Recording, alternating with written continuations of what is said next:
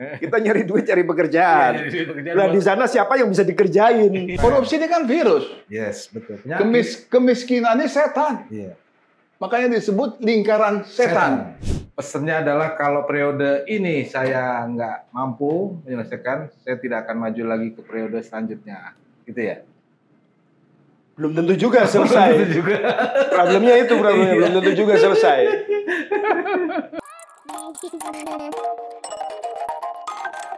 Assalamualaikum warahmatullahi wabarakatuh. Halo Sobat Logikers atau Sobat Logika Bicara. Dulu kita panggilan kalian ada Logikers, sekarang Sobat Logika Bicara. Kenapa Sobat Logika Bicara? Karena kita berharap semua viewer kita selalu memakai logika dalam memahami konten-konten YouTube kita Logika Bicara. Sobat Logika, Indonesia adalah negara kaya. Kaya sumber alam, karena dulu ada lagunya Bang Jimmy dan Ki Fajar, bagaimana batu, kayu, bisa tanaman, bisa jadi tanaman dan sebagainya, bisa dimanfaatkan oleh semua kalangan rakyat kita. Tapi kenapa ternyata banyak yang bilang Indonesia ini masih berada dalam jurang kemiskinan. Banyak terjadi ketimpangan. Orang bilang ketimpangan di Indonesia turun. Apa benar, Sobat Logika? Kita sudah mulai meninggalkan ketimpangan. Faktanya, Sobat, orang terkaya di Indonesia, orang-orang kaya lah ya di Indonesia itu justru menguasai 63% kekayaan negara. Dan pertumbuhan ekonomi sepertinya, katanya pertumbuhan ekonomi, justru malah memicu ketimpangan. Kita tahu yang kaya makin kaya, ya kan? Ya. Yang miskin makin melarat. Kenyataan lain, semua sektor ekonomi ternyata lesu. PHK besar-besaran, perusahaan tutup, bahkan kebijakan pemerintah ada efisiensi, ya Bang ya. Nah, Sobat Logika, apa sih yang menyebabkan ketimpangan ekonomi di Indonesia? Kayaknya hari ini kita mau ngebahas habis soal itu. Bersama Bang Jimmy, mentor saya, dan juga Ki Fajar Purnomo. Ki Fajar Pramono. Udah pakai hitam-hitam, Bang Jimmy juga hitam. Ini kayaknya suasana suram nih kayaknya nih, ya kan, ngeri banget nih. Sobat Logika, ketimpangan pendapatan setidaknya didorong oleh sejumlah faktor, diantaranya inflasi, kita tahu. Lalu ada pengangguran. Kenapa pengangguran? Karena banyak perusahaan tutup, efisiensi karena PHK besar-besaran, kemiskinan makin tinggi, kebijakan fiskal pemerintah yang jauh dari kata mau menyelamatkan bangsa kita, dan ujung-ujungnya adalah ternyata korupsi makin merajalela. Sobat Logika, Indonesia mempunyai sebuah falsafah atau mempunyai dasar negara, yaitu Undang-Undang Dasar 45, yang di pasal 34 menetapkan tanggung jawab negara untuk mengurus anak-anak miskin, anak-anak terlantar, menjamin akses terhadap kebutuhan dasar seperti pendidikan, kesehatan, dan pekerjaan. Artinya, kemiskinan ini adalah tanggung jawab negara, Sobat Logika. Nah, sampai sekarang kita rasakan nggak kehadiran negara di tengah-tengah rakyat Indonesia? Nah, saya mau nanya nih sama Bang Jimmy dan Ki Fajar. Bang Jimmy, kalau di Amerika kan butuh ratusan tahun ya Bang ya untuk merubah. Kalau Abang sebagai expert di bidang internasional ya, hubungan internasional, melihat situasi bangsa kita yang dikhawatirkan terjadi patahan politik, walaupun sebenarnya udah pelan-pelan sudah retak ini ya, sudah tinggal pecah aja ini gitu kan, tinggal orang-orang yang teriak-teriak lapar udah nggak bisa lagi teriak di dalam kamar, teriaknya di luar nih Bang. Apakah ini memang ciri-ciri bahwa kita akan menuju ke negara yang lebih baik atau lebih maju Bang? Kalau ngelihat dari Amerika ya misalnya gitu.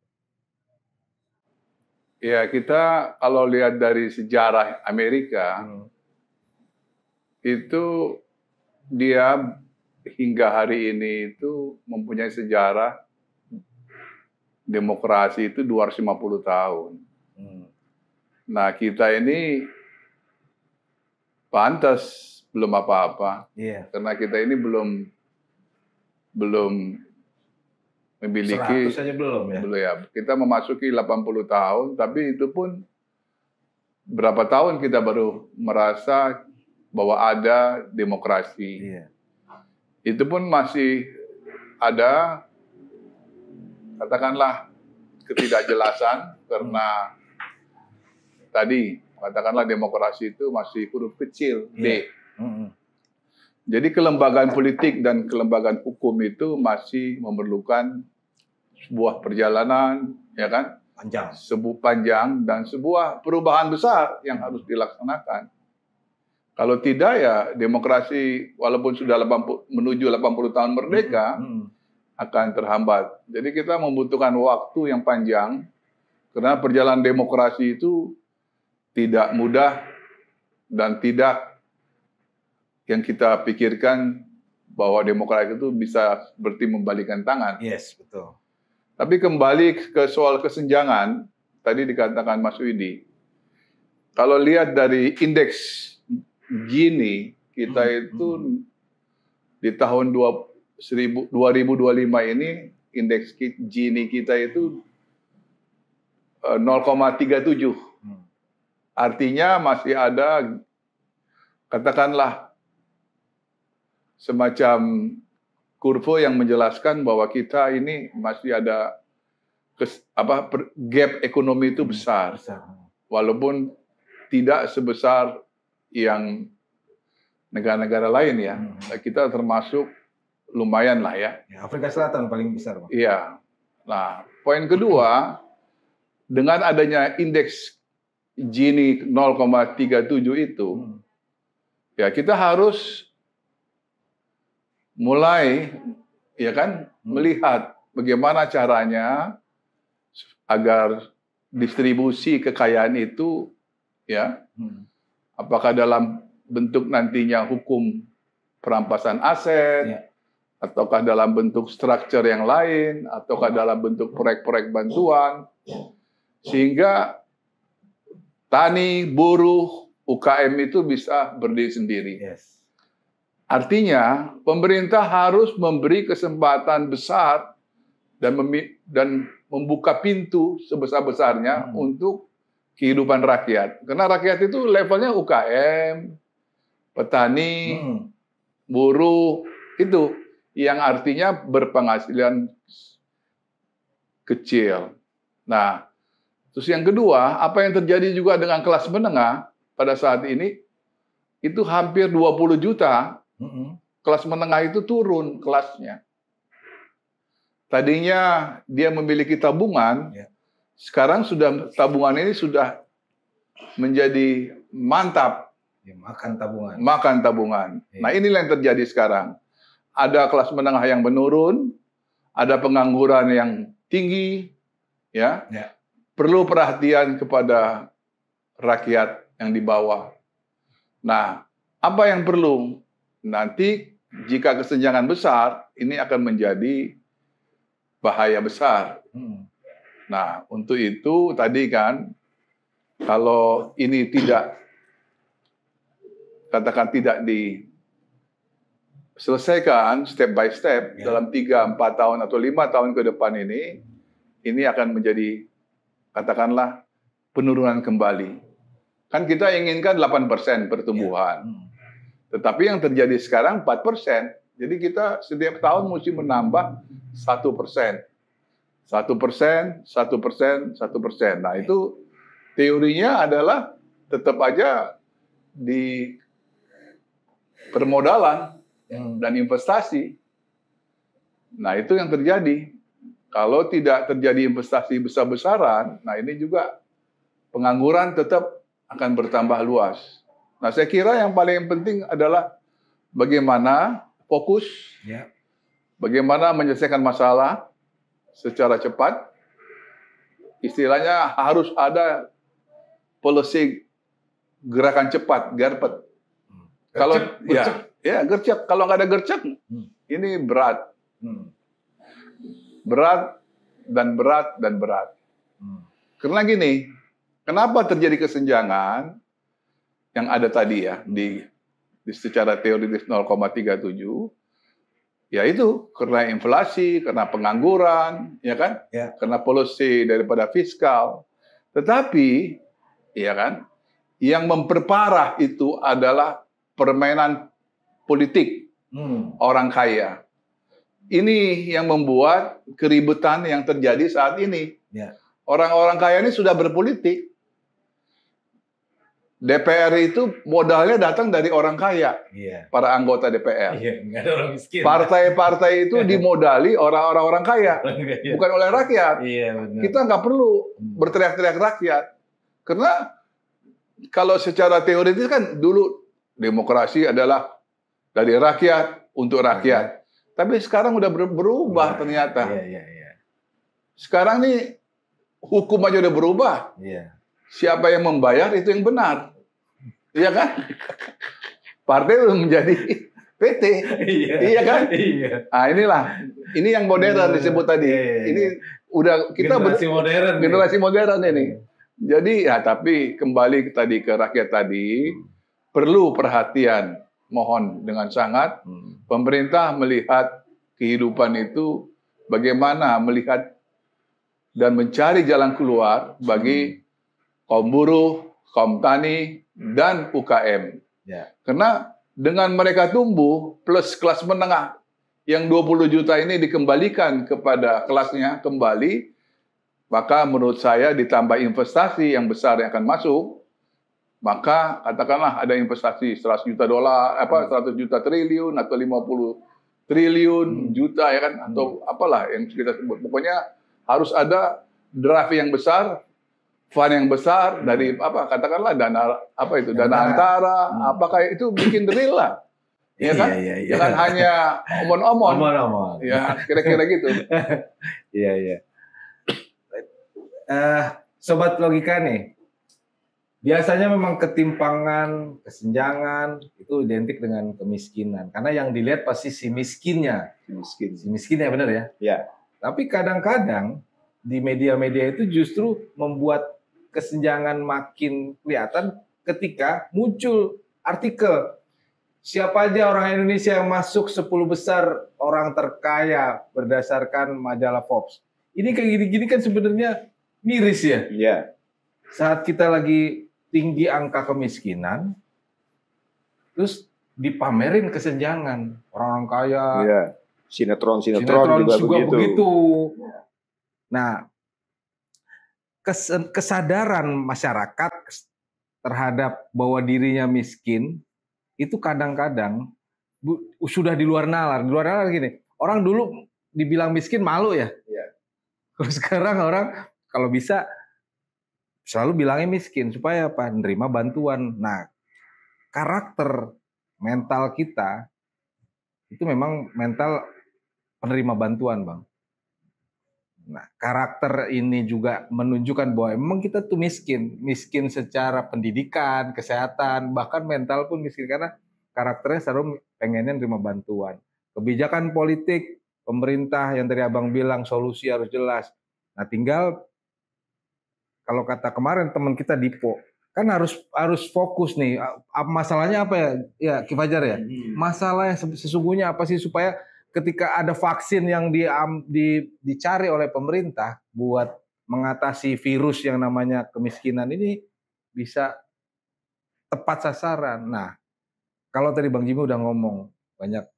Nah, kalau lu Ki Fajar ya, apakah melihat tadi yang Abang Jimmy bilang ini cocok dengan situasi dan mental rakyat Indonesia yang mungkin memang sudah sejak dulu begitu gitu.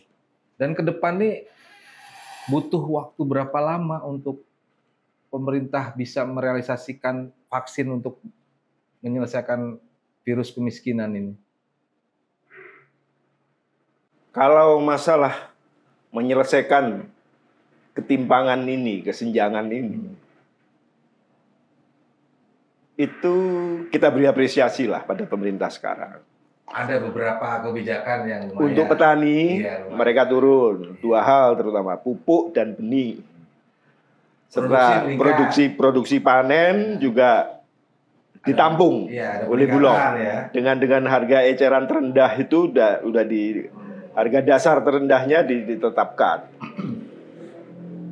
Ya, tapi itu baru sekali panen. Kita baru mengalami sekali panen. Iya. Jadi panen selanjutnya kita belum tahu, dan sekali panen itu belum bisa merubah nasib petani. Betul. Perlu waktu minimal itu 5-10 tahun lah. Lama juga. Bisa dikatakan merubah nasib petani. Karena kemudian nanti petani bisa menghitung lagi ada keuntungan nggak mereka, dan ada kemungkinan masa depan nggak, bisa mampu menyekolahkan anak-anak nggak dengan. Tapi betul bahwa itu petani mereka punya lahan sendiri. Ini yang saya bicarakan petani yang punya lahan. Oke. Tapi petani yang tidak punya lahan, mereka juga bagi hasil dengan yang punya lahan. Jadi semuanya meningkat sebenarnya. Semuanya meningkat. Ada efek domino ya. Ada efek domino. Jadi dan di titik bantuan itu juga cukup banyak lah. Di Jawa Tengah di beberapa tempat saya lihat benih gratis dibagikan. Di Jawa Timur ada pinjaman-pinjaman untuk pengelolaan tanah dan pertanian yang diberikan oleh Pemda ke masyarakat. Itu meningkat. Dan bisa benar-benar diambil. Saya lihat sendiri beberapa teman, beberapa orang mengambil itu. Tapi ini tidak ada 25% dari rakyat yang menikmati. Memang petani kita hampir 30%. Tapi saya kira angka resmi yang menikmati itu nggak ada 25%. Karena yang masih buruh tani itu masih berat. Karena pembagiannya mereka kan masih kecil kan. Ya, tadi yang gue bilang bahwa ada petani yang tidak punya lahan. Ada. Tetap mereka meningkat penghasilannya, tapi masih belum memadai. Iya. Nah itu agak berat itu. Nah kalau kita melihat situasi sekarang, mudah-mudahan pemerintah bersedia kerja keras dan mau, karena hasil perenungan saya semalam itu, saya kok ngeri ada ledakan dalam waktu dekat. Merenungnya di mana dulu nih kalau meledak nih? Kita harus tanya dulu, merenungnya di mana nih? Semalam itu kan ada teman-teman yang dari Gunung Semeru nelpon. Ngeri. Di atas jam 12 malam mereka. Cuma memberi satu pesan. Mari kita berdoa bersama supaya pemerintah tetap kuat menghadapi situasi. Karena isyaratnya itu buruk. Nah, ini memang agak kurang rasional, tapi dalam hal kalau kesenjangan sosialnya sudah seperti ini dan aparatnya belum sekata, satu iya sekata begini,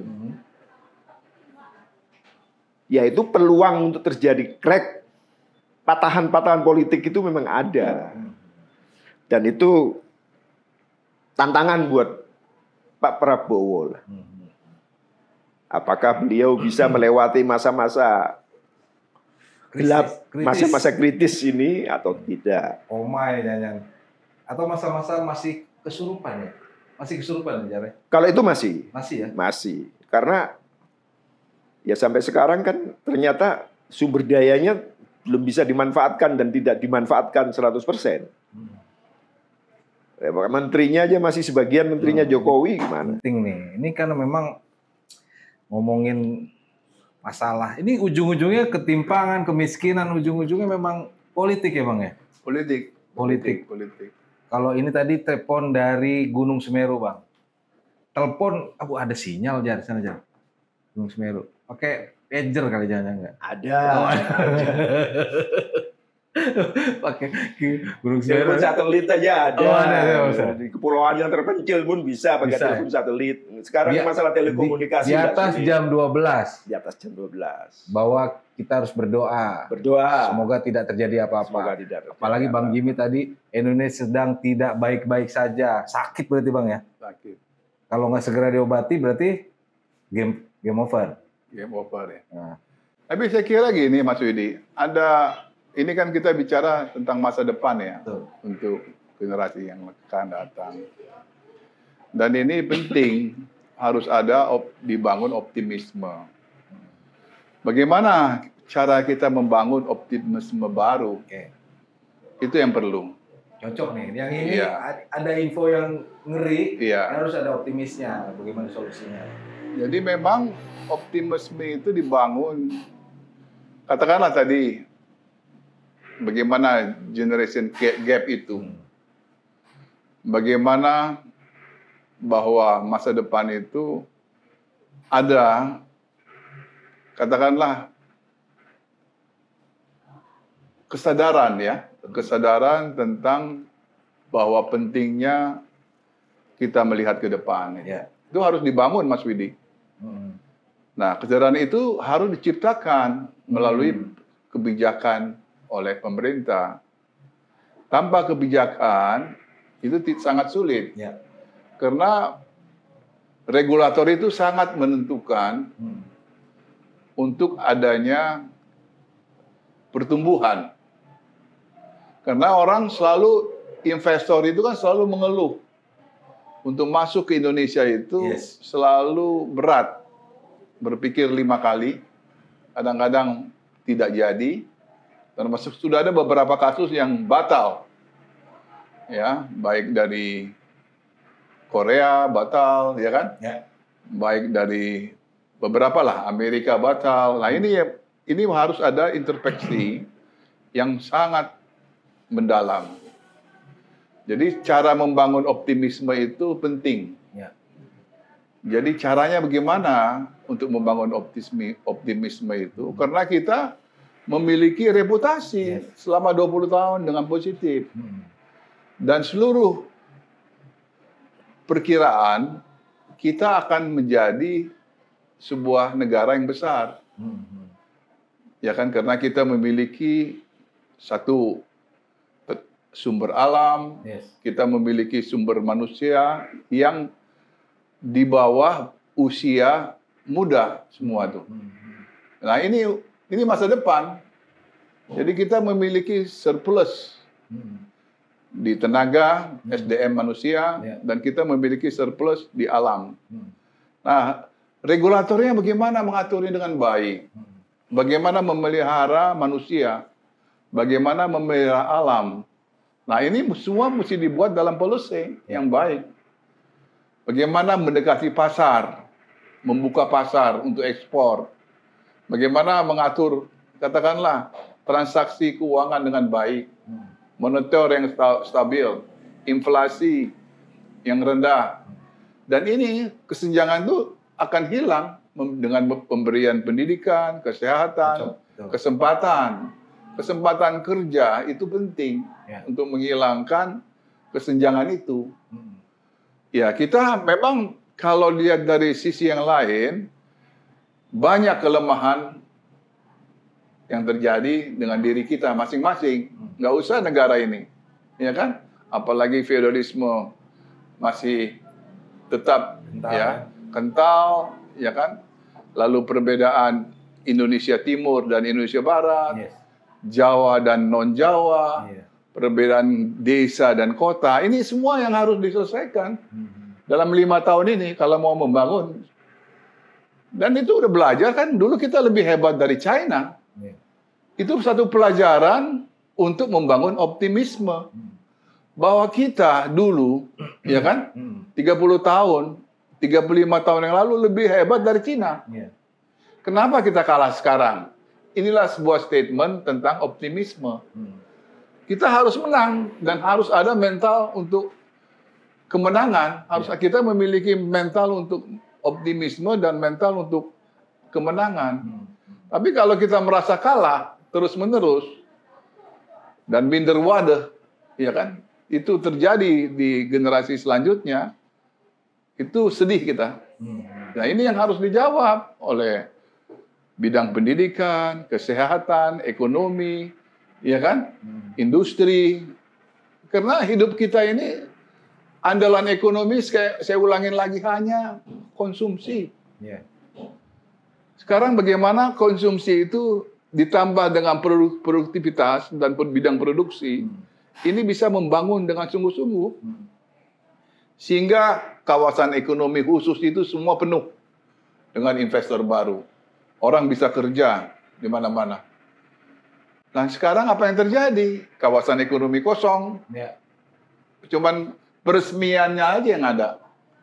Ya kan? Implementasi kosong. Oke, Abang ini ngasih pesan kepada pemerintahan Prabowo berarti dong, Iyalah. ya kan? Ya. Karena yang satu-satunya yang kita percaya untuk mengeluarkan kita dari jurang kemiskinan dan gap ketimpangan sosial, ketimpangan ekonomi dan sebagainya adalah Presiden Prabowo. Kan nggak mungkin rakyat yang ngasih solusi, rakyat kan hanya menerima, ya kan gitu. Nah, Bang, problem ketimpangan, kemiskinan dan sebagainya, itu ada satu Bang yang sampai saat ini masih di penyakit. Kalau tadi Ki Fajar bilang feodalisme dari zaman dulu orang udah ketimpangan. Sebenarnya penyakit satu nih, korupsi Bang. Ini satu-satunya penyakit yang bisa menimbulkan ketimpangan gapnya makin lebar. Gampang itu jawabnya. Oke, siap. Kamu buat virus anti KKN. Oh, yes. Jadi berarti vaksin nih ya? Iya, vaksin. Bagaimana menghilangkan virus, bagaimana menciptakan vaksin anti KKN. Jangan pro. Ya. Kalau pro ya terjadi crash, terjadi patahan politik. Ciptakan ya kan dengan sungguh-sungguh, ya kan? Ya kan, tanpa pilih bulu nih, atas bawah hajar habis, ya kan? Adakan pembersihan, sweeping, ciptakan itu virus, bukan virus TBC ini bro, ini virus anti KKN. Selesai, inflasi tetap dipertahankan rendah, pertumbuhan bertambah, pengangguran ditekan, ya kan? Lalu virusnya disuntikan anti KKN, selesai. Nggak usah mikir terlalu pusing. Karena kita terlalu banyak pandangan itu, menurut saya bikin ribet aja. Dan orang tuh berpikirnya yang ya katakanlah terlalu apa ya? Berpikir itu sangat apa ya? Ribet itu, nggak bisa cari way out. Ini kan way out. Ciptakan virus. Antivirus. Vaksin antivirus. Anti KKN. Anti KKN. Vaksin anti KKN. Korupsi ini kan virus. Yes, betul. Kemiskinan ini setan. Makanya disebut lingkaran setan. Iya. Betul. Jadi kita mesti mengenal apa lingkaran setan itu. Ya itulah yang jahat-jahat itu. Cari yang positif lah. Supaya kita jangan itu kan di lingkaran setan itu kayak circle gitu. Itu kayak mata rantai. Akhirnya inilah yang terjadi.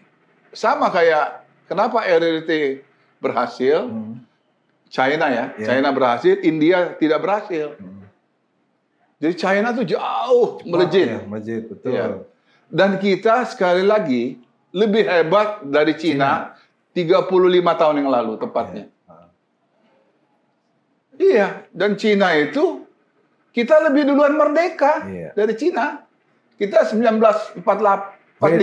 Bedanya Cina udah punya vaksin anti KKN. Sudah punya. Iya, iya kan, benar kan? Benar. Nah kita. Nah itulah makanya saya bilang kita ini untuk menciptakan peti mati, hukuman mati itu belum sanggup. Kita ini aliran HAM. Iya, kita mau bikin vaksin gimana ya? Undang-undang perampasan aset nggak jadi. Itu semua adalah vaksin. Betul. Nah itulah jalankan. Gimana jalannya? Bisa nggak nih? Harus bisa. Gunung Semeru kalah itu. Iya. Harus bisa. Kalau nggak Gunung Semeru Bang. Meletus. Kalau nggak kelar ini.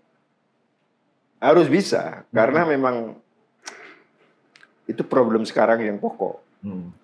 Kalau memang tidak ada upaya memperbaiki diri, ya saya kira tidak lama lagi memang benar-benar bisa crack.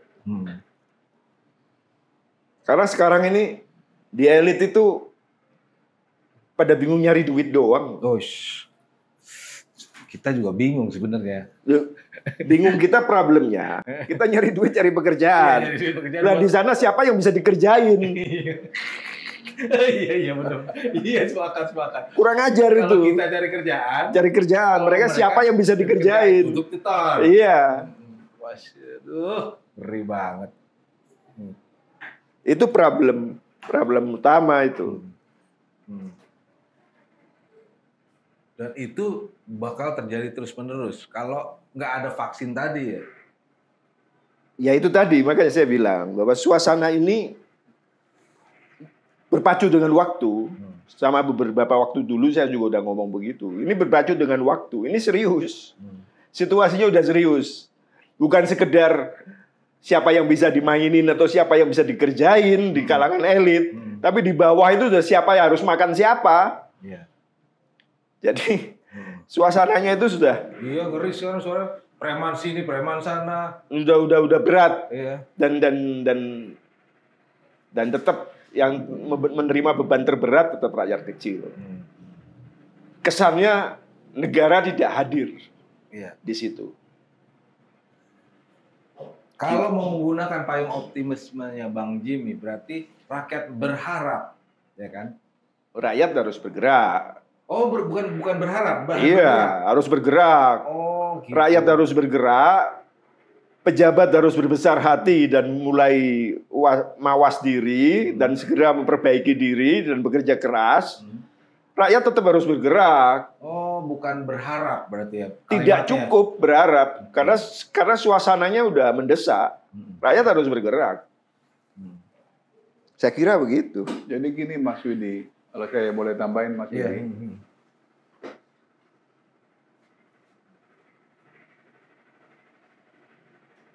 Jadi intinya gini kira-kira. Kita belajar dari China ya. Tadi saya katakan bahwa kita lebih hebat dari China 35 tahun.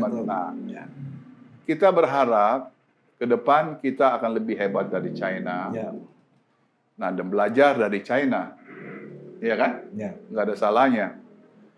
Contoh, China itu membangun, iya kan?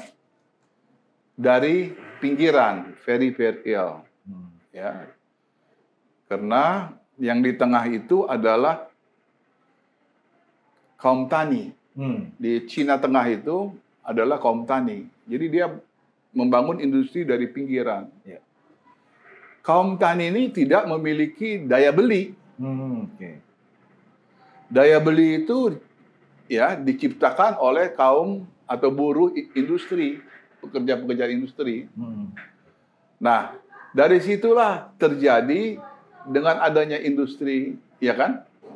Kemudian tumbuh daya beli dan petani ini juga oleh pemerintah, ya kan, diberi kebijakan, ya kan, bantuan subsidi, termasuk industri sampai sekarang diberi oleh pemerintah subsidi, karena Cina ini betul-betul mengontrol devisa. Jadi ekspor digalakan, industri disubsidi, lalu petani disubsidi. Jadi Cina ini hebat karena dia, katakanlah sebuah negara subsidi. Dia besar karena subsidi. Dia atur dengan subsidi. Jadi kalau kita mau belajar, ya silakanlah para ekonomi itu belajar tentang bagaimana Cina mensubsidi. Barang itu diciptakan murah, tapi dengan subsidi. Nah, kita Indonesia baru petani yang disubsidi kemarin ini. Kalau industri kita, ya pasti keok, karena nggak ada subsidi. Nah, bagaimana caranya supaya membangun industri? Cost mesti ditekan. Cost energi harus ditekan. Cost logistik harus ditekan. Cost-cost lain harus ditekan termasuk interest bunga. Interest bank itu. Bunga bank. Jadi kalau 3 itu bisa ditekan, ya itu sudah menolong industri. Ditambah dengan subsidi yang keempat. Jadi harus ada diciptakan di policy-nya ada itu bagaimana menciptakan apa itu intensif namanya policy. Ya. Itu Insentif. harus intensif. Iya. Insentif apa intensif? Iya, pokoknya harus diciptakan intensif apa itu kebijakan untuk membangun satu industri. Oh ya. Jadi kalau nggak bisa, Mas Widi. Ya ya. Itu semua harus pasar harus dibuka, Betul. termasuk pasar itu diberi. Jadi kayak duta besar Cina itu dia datang ke negara lain, dia menciptakan itu satu sistem iklim kondusif untuk barangnya supaya bisa berjalan, bisa diekspor dari China. Iya. Dan dia mengadakan lobby-lobby khusus di Amerika itu, ya, kepada mulai dari presiden sampai kepada pembuat kebijakan melalui konsultan-konsultan itu membangun bagaimana lobby supaya barang-barang Cina ini bisa masuk. Ya. Ini yang ditebas oleh si Trump sekarang. Si Trump mencoba mendobrak ini. Sampai pendidikan di Harvard juga ditutup, nggak boleh Cina-Cina masuk ke sini. Dulu kan karena mereka mengirim pada saat itu, pada saat zaman Deng Xiaoping sama Deng Xiaoping, 300.000 mahasiswa untuk belajar di mana-mana di seluruh Amerika. Ini mesti ditiru. Ditiru, betul. Jadi kayak kita dulu, Profesor Takdir Al-Syabana almarhum, terjemahkan buku, ya kan? Bahasa Inggris ke bahasa Indonesia. Kita belajar ilmu. Ini yang paling murah. Kalau si Cina jangan. Kita perlu memberangkatkan 300.000, kayak Habibie lah itu. Cuman ini 300.000. Si 300.000 inilah yang membangun Cina. Karena dia meng-copy paste ilmu Amerika, high-tech-nya Amerika itu mereka bawa pulang. Ya, betul. Dan inilah yang terjadi di China. Nah, sekarang pilihan kita apa? Kita masih ngorok aja atau sudah melek? Kan begitu aja pilihannya. Kalau mau melek ya ini yang ide-ide saya tadi ini. Bangun inovasi baru. Tapi bukan nggak ada, Mas Widi. Umpamanya saya lihat di UKM sekarang, saya puji ini. Kris itu yang sama Trump ditentang, Kiris itu, bacanya Kris itu, yang diciptakan oleh Bank Indonesia.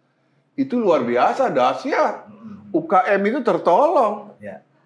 Tertolong oleh Kris. Dan itu kita nggak perlu bawa uang lagi kemana-mana. Kita beli combro pakai Kris. Kita beli nasi uduk pakai Kris. Kita beli sate pakai Kris. Jadi nggak pakai uang. Udah pakai Kris saya. Seret, bayar. Bukan raja aja pakai Kris. Iya, bukan raja. Nah inilah. Jadi Mas Widi kembali ke tadi, harus ada kita keuntungan di alam, keuntungan di demografi, itu kelebihan kita kan. Nah, cuman harus ada inovasi yang nomor 3 nih, inovasi, inovator baru. Tanpa inovator di dalam policy pemerintahan dan di dalam kebijakan pemerintahan nggak bisa apa-apa, ngorok. Silakan nih dari 4% mungkin turun 3%. Jangan-jangan 0% pertumbuhan nanti. Ini kan, ini gawat ini sih. Gawat banget. Iya, ini Paman Trump ini jangan main-main kita. Paman Trump ini kan, waduh. Ini kelas berat ini. Uncle Trump. Ya kan? Kita ngelawan diri sendiri aja berat ya kan? Apalagi dapat orang yang kayak Uncle Trump. Nah, Ki Fajar optimis lah. Ya walaupun dapat telepon dari Gunung Semeru ya kan. Berat ini. Ada nggak kira-kira nilai optimismenya? Harapannya, pergerakannya, atau kisi-kisinya apa nih? Mesti bergerak apa nih rakyat nih? Ya kan? Ya bonus demografi itu. Kalau bisa dimanfaatkan itu bagus. Bisa membangun semangat baru misalnya. Tapi kalau tidak bisa dimanfaatkan, ya itu bisa mencelakakan. Ya. Masa depan kita makin buram aja itu.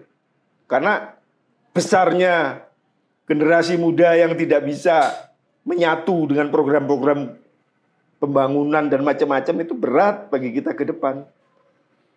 Karena itu kan membebani kita lebih besar lagi.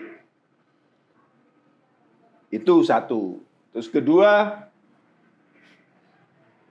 ya kembali pada pemerintah sekarang harus berpacu dengan waktu. Tindakan-tindakan harus konkret dan harus jelas. Kalau tidak ada perubahan, masih menganggap situasi santai, masih bisa dalam proses, masih bisa dimain-mainin dan macam-macam, ya berat untuk bisa selesai 5 tahun ya. Berat atau tinggal tunggu waktu game over? Ya berat untuk bisa selesai 5 tahun. Oke, berat. Tapi walaupun masih ada kesempatan. Masih besar kesempatannya. Jadi pesannya adalah kalau periode ini saya nggak mampu menyelesaikan, saya tidak akan maju lagi ke periode selanjutnya. Gitu ya? Belum tentu juga selesai. Belum tentu juga. Problemnya belum tentu juga selesai. Karena setan-setan yang mengganggu itu masih banyak dan besar. Ya. Dan dia masih menguasai. Benar. Itulah makanya Bang Jimmy bilang tulisannya adalah ini lingkaran setan nih, kemiskinan dan ketimpangan ini. Kalau setan-setan itu bisa dikikis, ada semangat baru untuk ke depan ini bisa dinyalakan. Ya, it's okay. 2 bulan ini apakah ada perubahan atau tidak? Karena Oktober ini kan sudah setahun. Oktober itu tinggal berapa bulan aja ini? 3 bulan. 4 bulan. 3-4 bulan ya. 3-4 bulan lagi. Kalau ada yang bilang nanti reshuffle bisa jadi solusi, Bang. Reshuffle. Apakah ini juga salah satu katakanlah keinginan pemerintah juga untuk meningkatkan pertumbuhan ekonomi, kemudian menurunkan angka kemiskinan. Tentunya salah satu vaksin kemiskinan dan ketimpangan mungkin dari pemerintah itu adalah katanya mau ada reshuffle, betul nggak sih? Reshuffle itu saya kira perlu ya. Perlu ya? Perlu. Mendesak ya? Ya, karena kita mengingatkan kembali kepada apa yang disebut meritokrasi sama meritokrasi sama second kabinet. Second kabinet, ya. Nah, kalau itu benar, maka kita harapkan kabinet baru itu adalah kabinet second kabinet. Dan ini kita sebut sebagai poin yang sangat positif. Perlu efisiensi, perlu inovasi, dan perlu katakanlah tenaga baru. Karena yang sekarang ini yang 17 menteri ini menurut saya udah capek. Dia udah capek berkuasa, capek jadi ya katakanlah capek jadi figur, ya kan? Ini udah capek nih pemerintahan sekarang ini. Kalau menurut saya perlu pembaruan, perlu tenaga baru, perlu kerjasama baru, perlu melihat pemimpin yang melihat ke depan. Nah ini yang kalau mau melihat ke depan mesti ada inovasi. Tapi kalau dia melaksanakan policy namanya business as usual, maka yang terjadi adalah kemunduran. Yang jalan di tempat. Tidak akan ada apa-apa. Dan ini akan menjadi tadi raja lama menjadi raja baru. Kira-kira gitu. Hanya membangun kekuasaan, ya kan? Iya. Hanya memikirkan diri sendiri. Dewan kerajaan kalau kata Ki Fajar. Iya. Perkumpulan raja-raja. Perkumpulan raja-raja. Tapi 17 itu berarti menteri-menterinya Jokowi dulu dong. Iya. Harus dihabisin. Iya, dia udah capek kan kena COVID selama COVID itu capek itu. Iya ya. Itu pantas karena COVID itu memakan energi besar. Cari yang baru lah ya. Cari yang baru lah. Dan yang lebih pinter lah ya. Yang tadi yang terdiri dari second kabinet. Iya. Seperti janji pada saat dia memulai kampanye. Mau mulai kampanye kan dengan second kabinet. Betul. Ya sekarang lah janji itu dilaksanakan. Dan memang udah ahli di bidangnya ya, Udah gitu ahli. ya. Iya. Banyak lah itu Soeharto sudah menjelaskan kesuksesan Soeharto itu ya. Jangan lihat korupsinya ya Soeharto. Melihat bagaimana pertumbuhan itu bisa sampai 7%. Ya itu timnya kabinet ahli. Swasembada pangan. Wah, itu kabinet ahli, itu profesor, doktor semua yang memang orang-orang yang terpercaya dan jujur. Ya kan, beda sama yang sekarang ini. Ini ada banyak yang harus dipasung. Ya kan menteri-menteri sekarang mesti dipasung ini. Banyak. Karena kasusnya. Inilah kasus ini, kasus itu. Waduh, pusing. Harus jangan pilih menteri yang tersandera gitu ya. Iya, tersandera, dipasung. Adalah isu oligarki lagi, isu Menteri Jokowi lagi, pusing juga kita ya. Nggak kelar-kelar urusannya. Ini udah patah-patah terus nih. Ini kabinet gado-gado sih. Iya. Ijar ya? Iya. Patah nggak nih? Enggak ya? Jangan sampai. Bisa. Oh, berarti Fajar masih tetap Bang. Kalau nggak ada keseriusan patah. Benar Bang ya? Iya. Ini merah putih. Iya. Gimana ya? Terkoyak ini Bang merah putih Bang. Merah putih nggak berkibar jadinya nanti. Iya, terkoyak karena dan problemnya barrier daya tahan dari rakyat kita itu tidak sama dengan 98.